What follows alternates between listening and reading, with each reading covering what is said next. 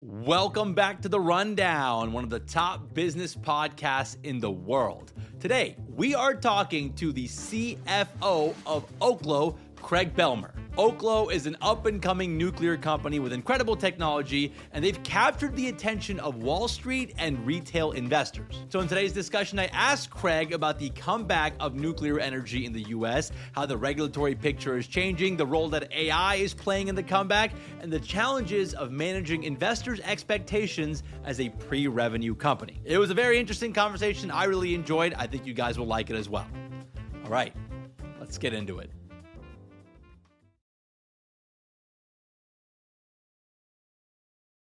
All right, guys, today we are talking to Craig Bealmear, the CFO of Oklo, one of the hottest nuclear companies in the world. Craig, thanks so much for hopping on today. It's a pleasure to be here, and thanks for creating time for Oklo to be on your show. Absolutely, absolutely. You know, I got to say 2025, big year for Oklo, big year for nuclear in general. I feel there's a renewed interest when it comes to nuclear energy in the United States. Before we really dive into the rest of the interview, what would you say... how would you say that Oklo is uniquely positioned to take advantage of this renewed interest in nuclear energy? Well, first of all, I agree with you. I've been with Oklo for a little over 2 years, and I tell people that when I joined Oklo, I thought the world was in the land of why nuclear. I think we then transitioned to why not nuclear, and it feels like we're now in the land of nuclear now, please, with some exclamation points over it. But I think, Oklo, I think we're uniquely positioned, and we talk about there being three factors of our business model, our size, and our technology. From a business model, we're intending to build, own, and operate powerhouses and then sell power directly to customers through 20-year power purchase agreements. And that really is giving the customers what they want, which is the clean, affordable, reliable baseload power, but not necessarily needing to operate an asset. We have a multitude of size offerings. And I think even the fact that I talk about us having a power offering really demonstrates that we've kind of done a customer back way of looking at our business. And we've grown that size offering from 15 megawatts when I started to 75 megawatts, which we think is ideally suited for the industrial, the oil and gas, the military, and last but definitely not least, the data center and hyperscaler customers that we have. And they like that size footprint. And then technology-wise, we're not trying to deploy a new technology. We base our technology on an asset called the Experimental Breeder Reactor 2, which operated for 30 years at the Idaho National Labs using liquid metal sodium as opposed to water as the coolant or the heat transfer agent. And what's important about that technology choice is, we think a 75 megawatt powerhouse will need 3 to 4 acres, and that's inclusive of kind of safety perimeter, parking lots, et cetera. But also means that we can, because we will need water to boil, to make steam, to turn a steam turbine generator into power. But we don't have to worry about water from the point of view of cooling.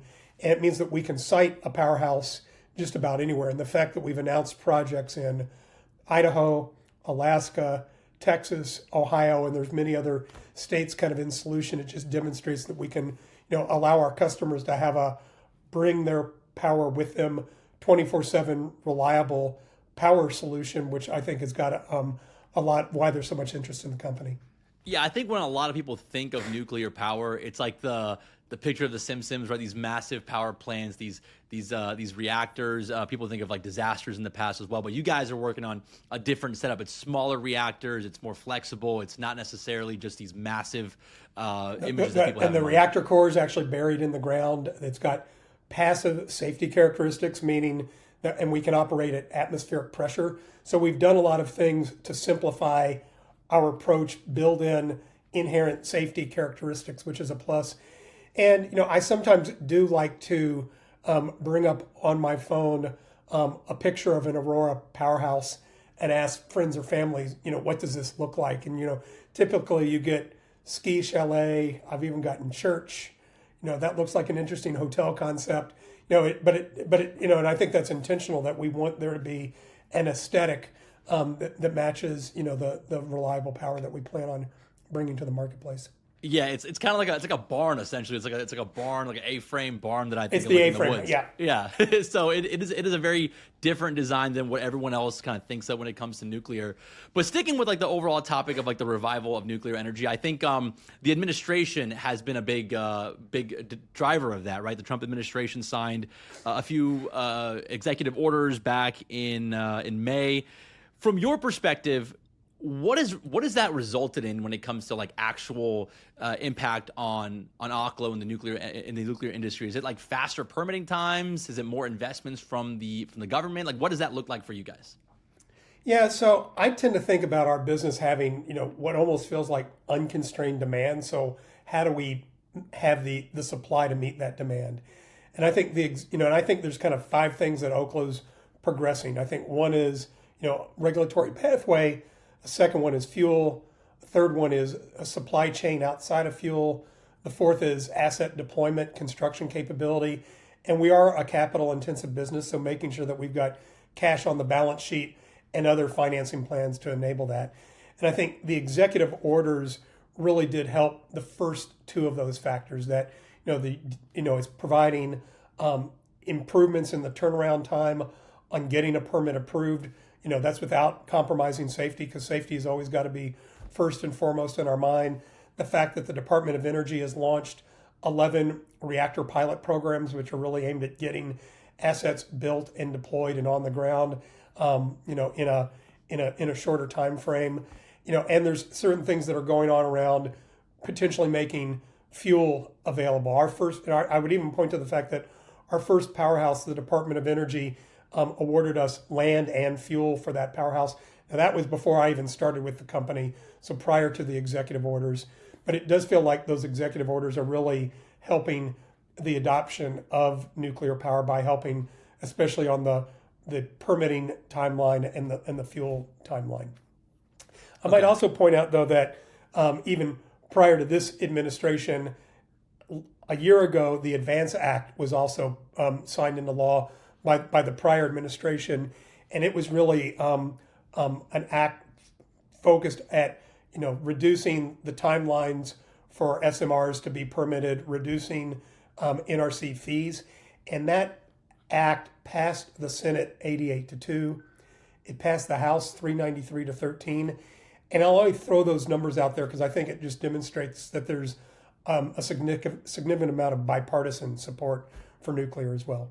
Yeah, that's the exciting part, is that it's not just one party or the other. Everyone wants nuclear to happen now. It's just been fully embraced by all sides, which is great to see. A couple other things when it comes to the government. I think Oklo was selected for 3 projects under the Department of Energy's new reactor pilot program as well. So you guys are doing projects for the government right now. Yeah, so there was 11 projects awarded overall, and there is a goal by the administration to have 3 of those projects live or critical by July 4th of 2026, so our nation's 250th birthday. And then Oklo was awarded 3 of those 11 projects. We don't think all 3 of our projects could hit that timeline, but we're doing everything we can do to move at pace. One of those was focused for our INL project. There was a second project called Project Pluto, which I can't go into any much more details around that, but I will note that we're working things in the fuel space. And then the third was focused on our atomic alchemy business for a project based in Texas. And we're really excited about the momentum that those 3 reactor pilot programs are bringing to our business.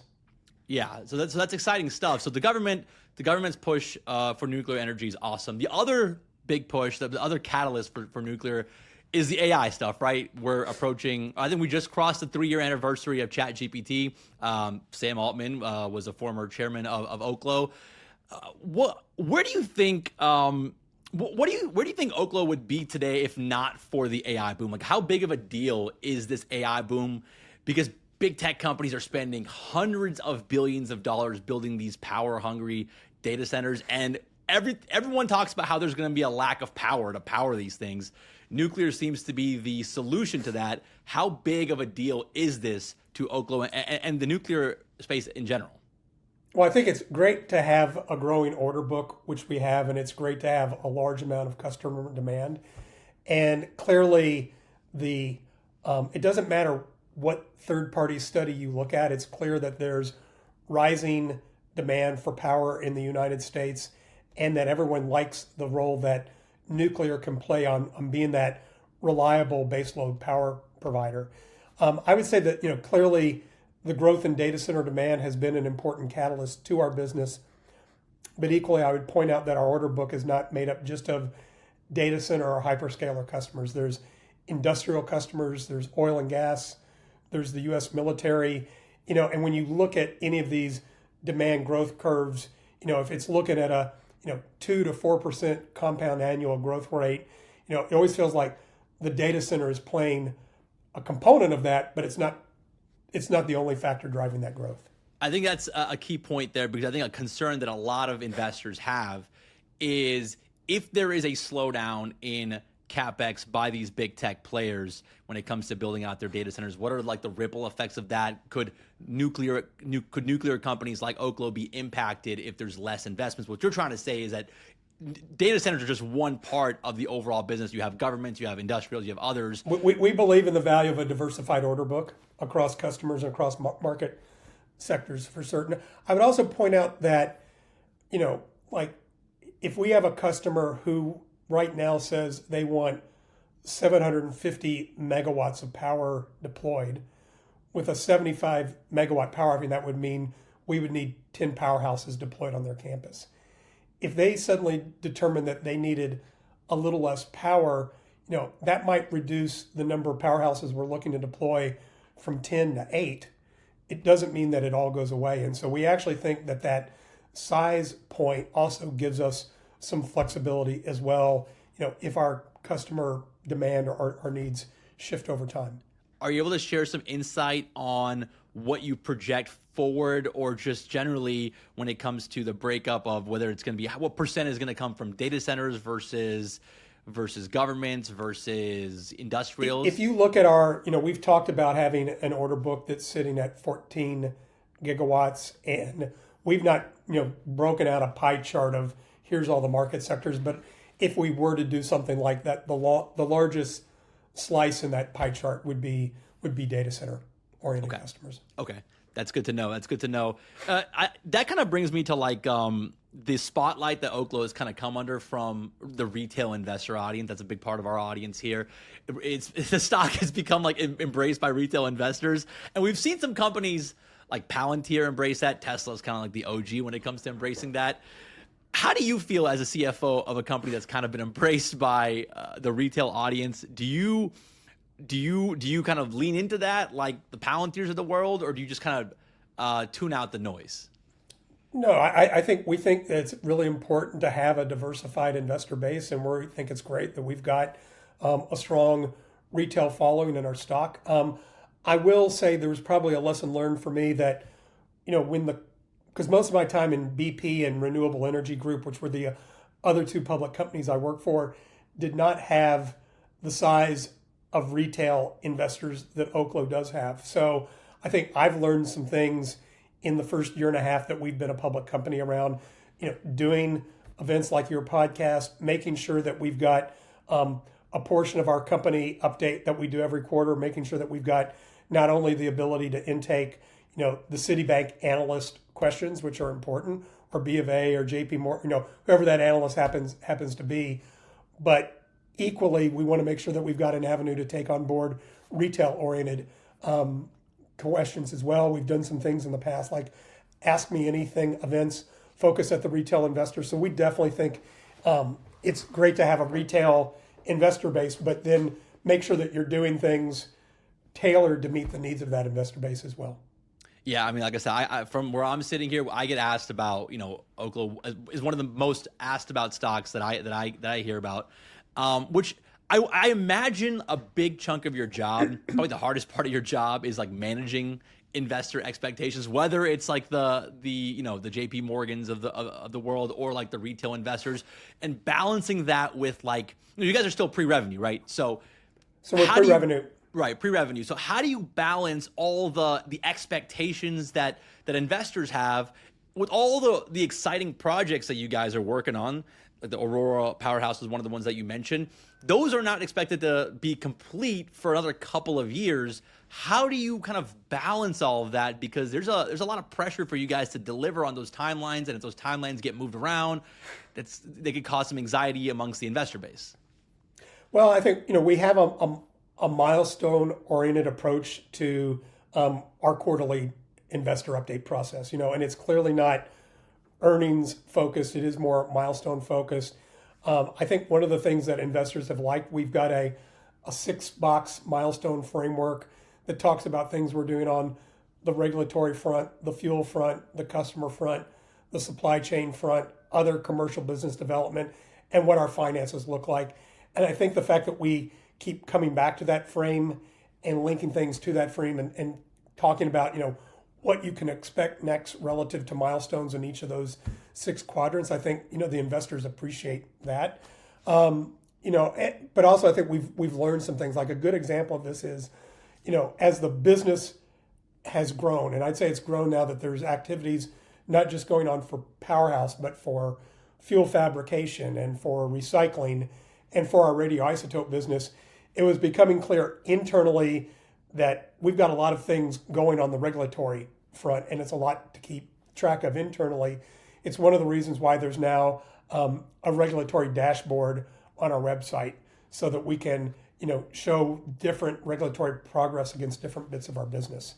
And so I think, the more, and I think we definitely, work very hard, and I do try to carve out a significant amount of time, as does Jake DeWitt and Carolyn Cochran, our 2 co-founders, around making sure that we're creating time for a lot of investor interaction. Maybe the one thing that has been hard is, the number of, say, analyst events that we were invited to 2 years ago. We're invited to more now. Yeah.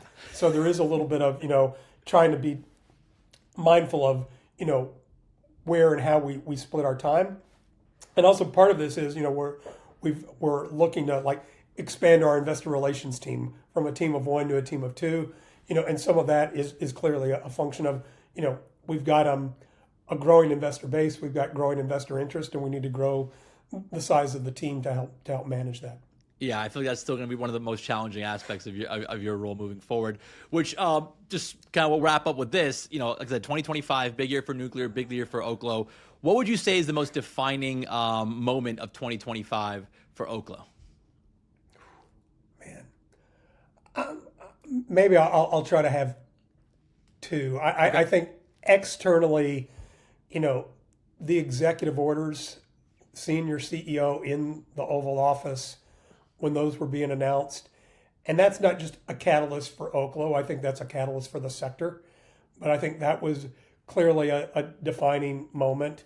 And then I think, internally, the groundbreaking ceremony on September 22nd, and the fact that, the moment we put the fancy shovels away, the heavy equipment came on board, and we're really working at pace right now to do as much ground prep work as we can at the Idaho site prior to winter setting in. And I think, that was another, very, important milestone for the company this year. Yeah, for the listeners, you guys broke ground on actually physically building the Aurora. And we are now moving earth, and, right. We know where the powerhouse and the supporting structures are going to go.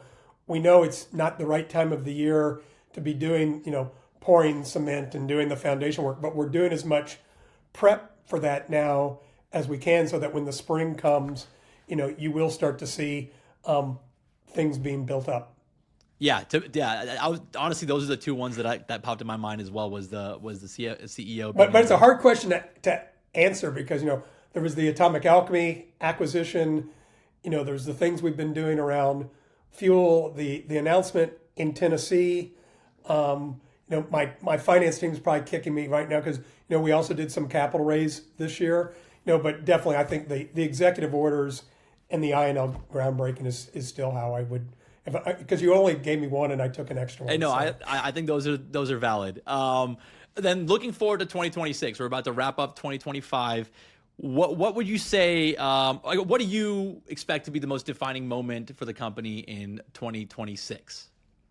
I think we're going to have across the piece some, progress on the asset deployment side, which I think will be important. We're hopeful that at least one of those reactor pilots will go critical in 2026. I think that's going to be a pretty important moment for the company. We've talked about our atomic alchemy business does have the potential to be generating small amounts of revenue in the first half of 2026. So I think that could be another defining moment. And we are doing a lot of things on the customer front to take the MOUs and the letters of intent into something more structured and more permanent. So having a power purchase agreement in place, and I think those are some of the big milestones that we are working on as we speak.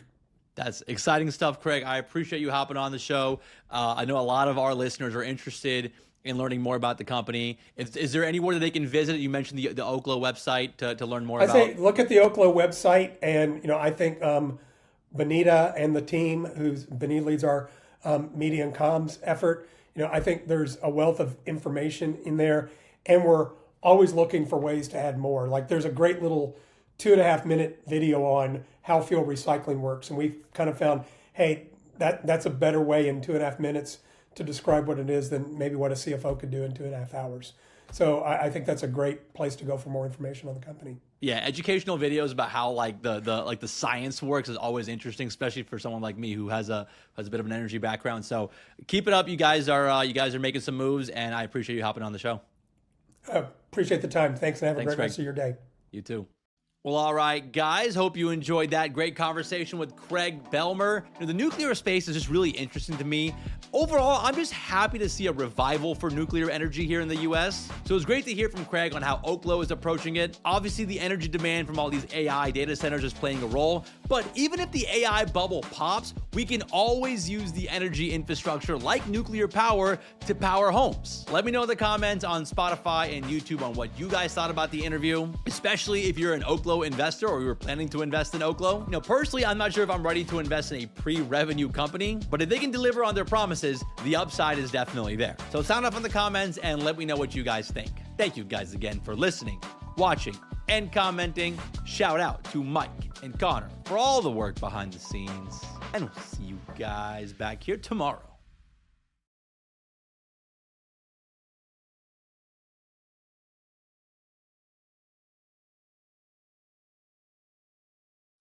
Discover Mercer Labs Museum of Art and Technology in New York City, where creativity meets innovation. This holiday season, immerse yourself in a world of interactive exhibits, digital masterpieces, and unforgettable experiences. Whether you're with family, friends, or exploring solo, Mercer Labs invites you to see art and technology in a whole new light. Get your tickets now at mercerlabs.com and redefine your museum experience.